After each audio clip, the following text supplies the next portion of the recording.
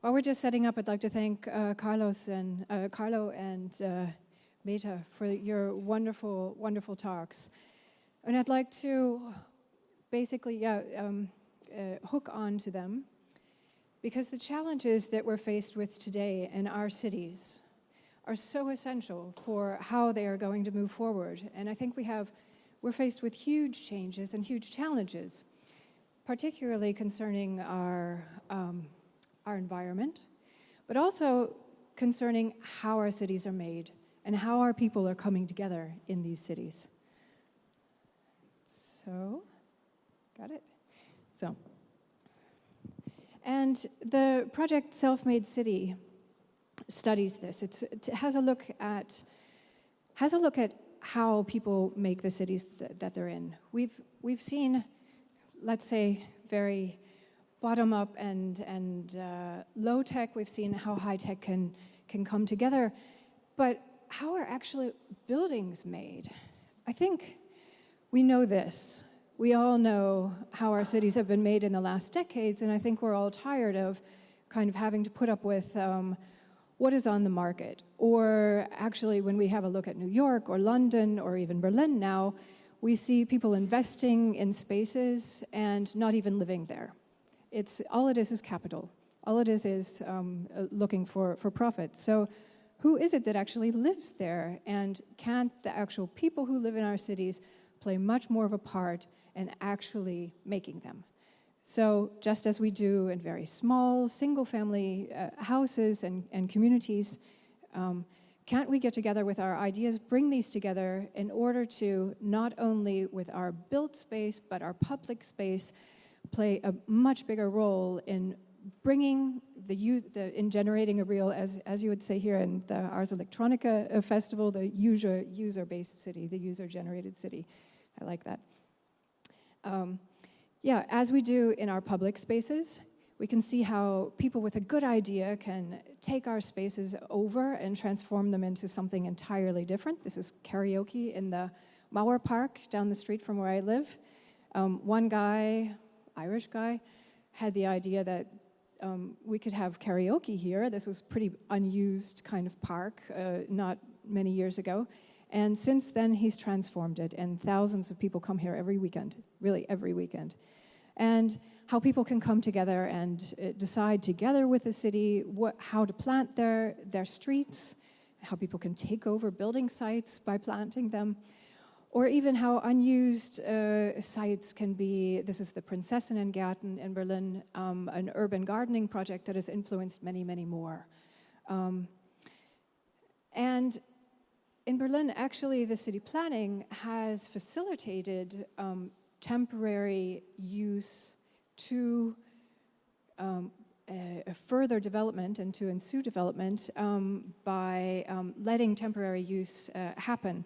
This is actually the Tempelhof, the former airfield, and this idea kind of backfired on them because the people of Berlin then got together to set a memorandum that no building should happen here for the next 10 years until they do it better and right. So it not only first made people aware of the space, it empowered the space, but it also empowered the people to really take over the space and decide at a much higher level what is going to be built there.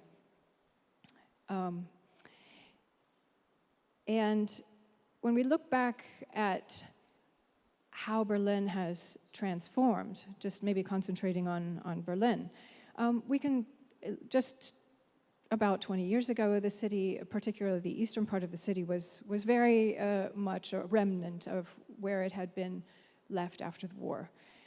Lots of empty spaces, but there were a lot of people who then very quickly came in to take over these spaces, to make them theirs. And as there was a lot of building going on, as you might know, Potsdamer Platz or other very, very, very large developments, at the same time, the people living in the city, already living there, really didn't have the right kind of places to live. This is a picture of Hackischer Markt in 2008. You can probably, if you know Berlin, hardly believe it because it's now full of flagship stores. But this is not long ago, not even 10 years ago. And still, the people living there really weren't finding the kind of spaces that they needed to live there. So, Zweifel and doubt. How is the transformation of our city going to happen? How is it going to be the Potsdamer Platz? Is that what people are going to concentrate on? A place that is successful in the end, but it's not the place where people go to really experience the life and the quality of the city that we have to offer in Berlin. It's totally another area of the city. You might go there as a tourist, but it's not where we actually really flock to. So what people want is to make their oasis. They want to have lots of things going on. They want to be networked. They need social networks, but they also need to be able to have the built structure in a city, the physical development of the city to be able to be mixed. Just as Carlos showed us so nicely in his diagram of the Charter of Athens versus Jane Jacobs versus the digital city, we can see here overlay of everything that we need in a very short space. We talk also in city planning about the 5-minute city or the 10-minute city, that you have everything that you need in your daily life within a 5-minute walk.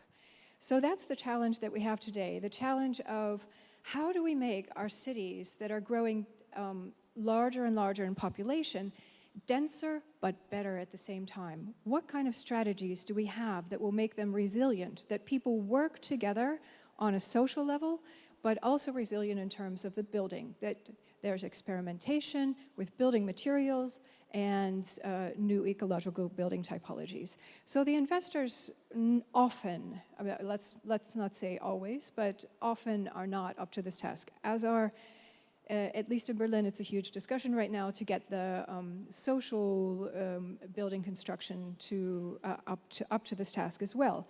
So, but in the last years, when all of these spaces in Berlin were empty, people came together to build together. They formed what was called a Baugruppe, or even which is co-housing, or associations to build these empty spaces in the city.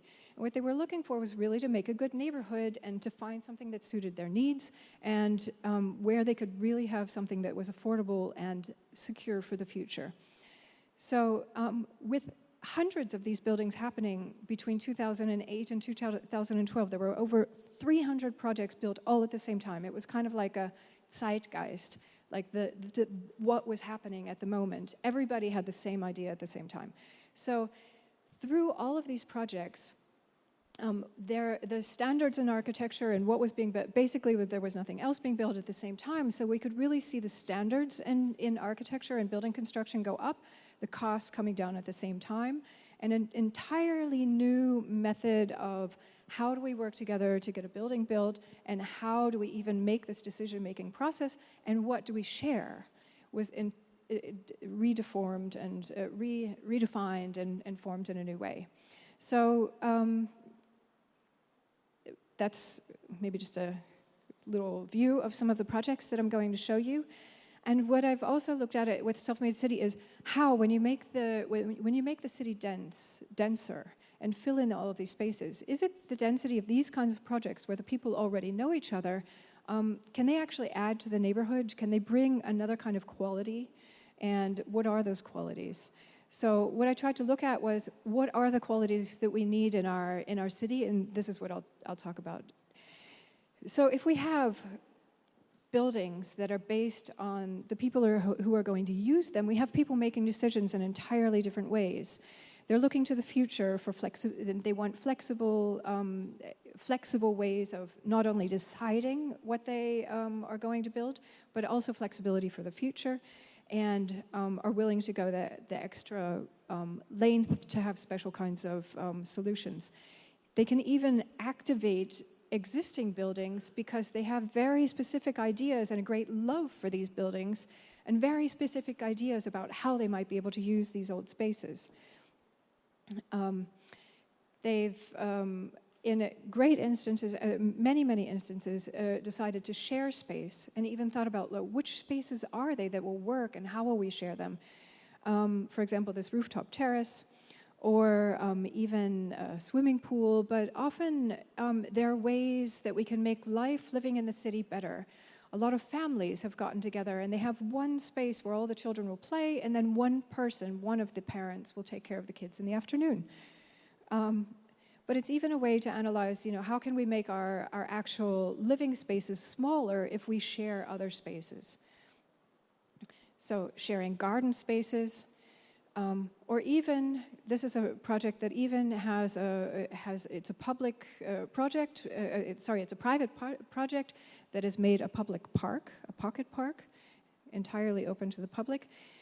And this project, much larger, who has opened its entire park area, or area between the buildings, to the public. And they wouldn't have had to. It was their decision to open, to have no fences, and to open this very beautiful kind of surrounding park and playground area to the public.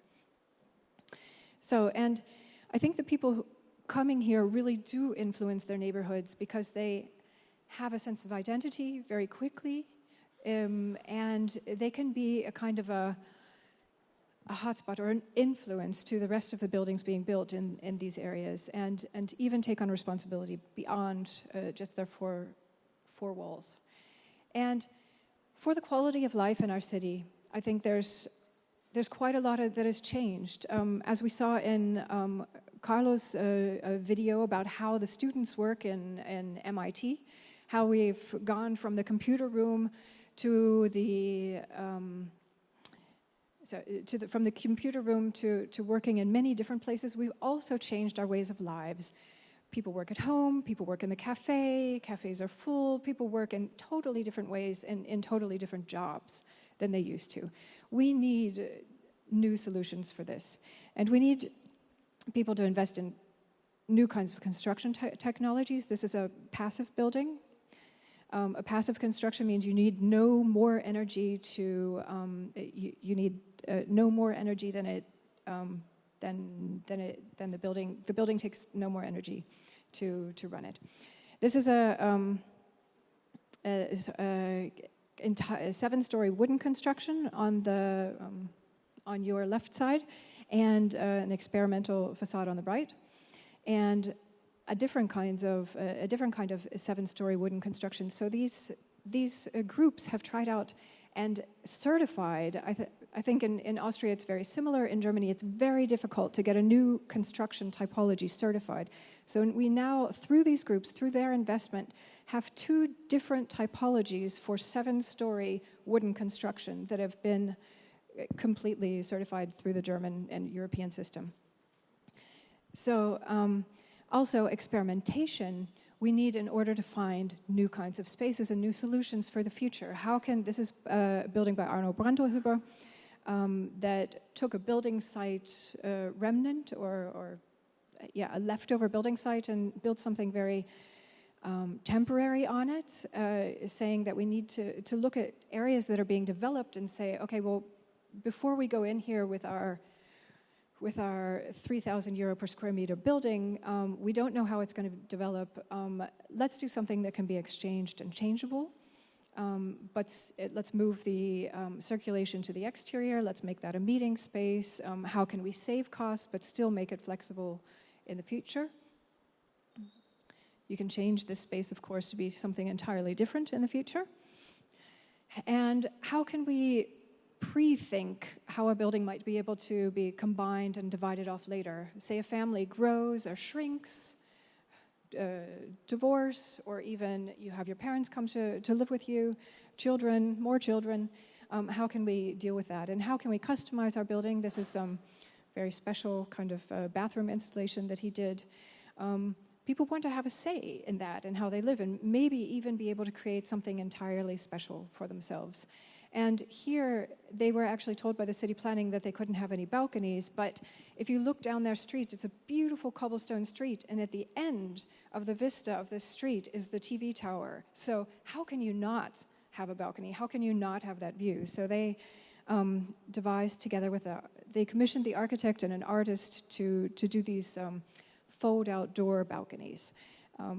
And I think it really inspired others to go that same length, to take on the task of really developing something different and something special.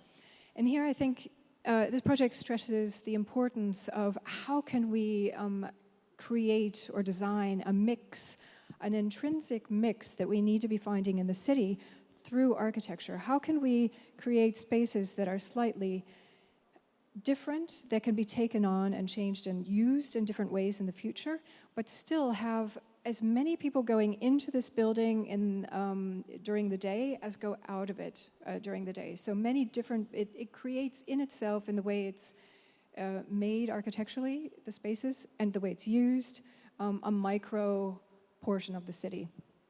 And at the top you can see there are living spaces. These living spaces are also created in a way that they can be expanded and contracted with a big part and a little part that can be divided off. The middle place that's called work and visit it's a kind of a two-layer, a gallery situation that can be used like as a short-term living or as an office. This is the flat, the apartment spaces. And this is the two ways that you can use those gallery spaces. Of course, you could use them in many more ways. And they've also, on the ground floor, of course, there's a cafe and a shop, but there's also a really small gallery because they wanted to give something back to the urban situation that they're in. And so they have artists, it's completely open, it's just a little cubbyhole, and they have changing exhibitions. So it's always really nice to go by there. And it's one of the, I think, really important issues that we're faced with today is when we're developing in the inner city a site that's not developed yet, how do we deal with the land around it? When we're the pioneer, this beacon first project, what happens? How can we actually make shops in the ground floor when we don't know if they'll work there? How do we create architecturally even spaces that will work in many different ways and be able to be taken over later? So this is a first project that is now there are more than, I think, 4,000 flats that were built around this area in the last 3 years. They're now pretty much all finished, but this was the very first project. So it was so important for the architects and for this group that they created, that it took them a much longer time to actually finance the ground floor, and they had to get gather everything together in order to be able to leave the space open for now a very well-running kind of office space and a shop on the ground floor. So many of these projects are really investing in the future, and making, like I said at the beginning, entirely different decisions that are user-based than you would normally see from an investor. So these projects have gone from big to small. They've gone from a niche to a major development model. And the most important thing is not only family spaces you see there, but also that they're providing spaces in the city for people who would not be able to find their niche. Families, of course, always have this problem. How do you deal with families in the city? They move out of the city normally. But it's not only families, it's also people who need something special. And these kinds of projects, user-based development, caters to the needs of people who need something else. On the, let's say, your right side, you see a very small project where we start out as an infill, and on the other side, a very large development. And I'm going to go through some of the larger developments to show you how these kinds of projects can grow and what their goals are. So we had these qualities that we're looking for in the development of the city in the future, but how does that look in a real project on a kind of on a large-scale base? How can we integrate them?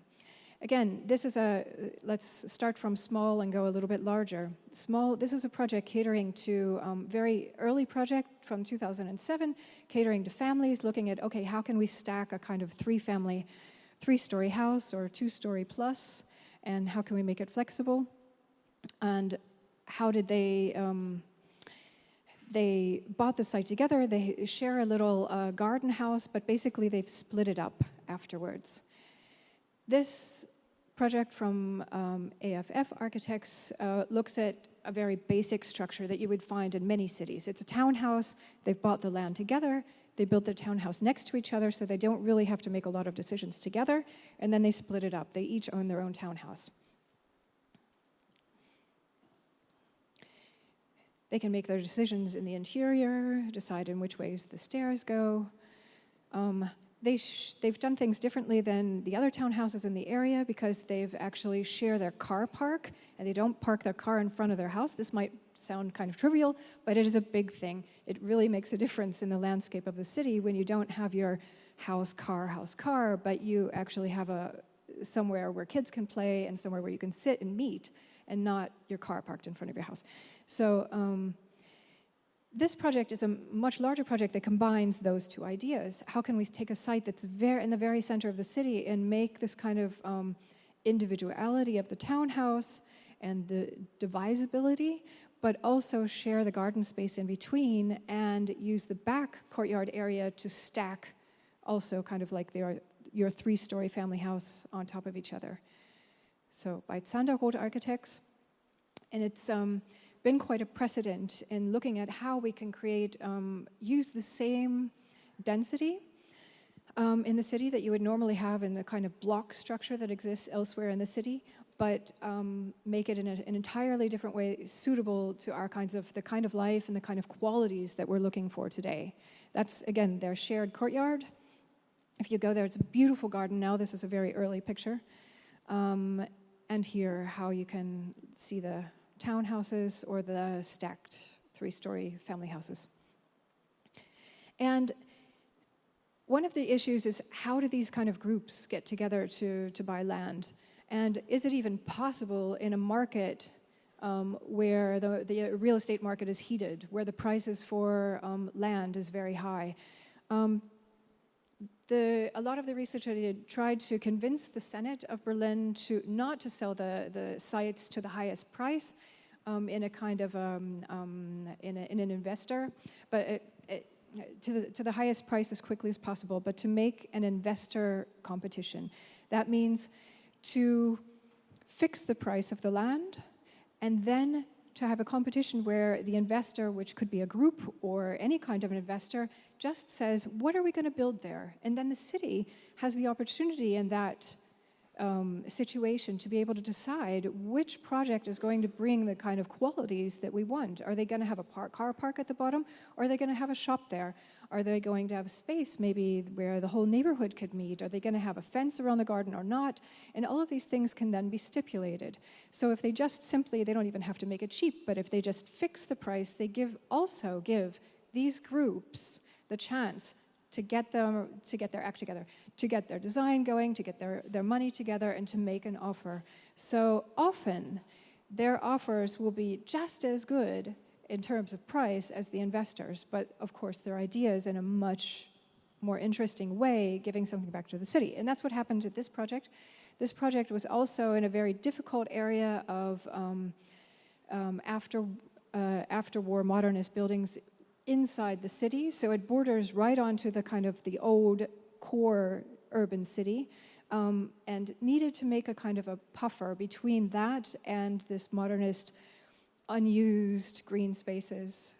As you were talking about, they're green, but are they really green? No, they were not. They're green, but nobody uses them because nobody can get there, and often there are fences around them. So this project proposes to use that entire green area for the neighborhood, and they even have a collective space that can be used by other people in the neighborhood, which I'll show in a second. But what was very important to them was to make a whole decision-making process. And how do we actually decide on which spaces we'll use and which not? And how do we decide together on what the building materials are? So they've gone through this really, really deliberative process, and the process of deliberation and decision-making with each other. And even created a whole kind of system of building materials that they could choose from to make it more flexible. So this is the kind of palette of different building elements they could choose from to create their own facades. The way the interior looks in one of the buildings, and the walkways around are not kind of like private terraces. They share them entirely with each other. So it also opens up a whole new kind of circulation from the neighbors to each other. So if the neighbors all have their doors open, the kids start going in entirely different patterns and throughout the house. It's pretty cool.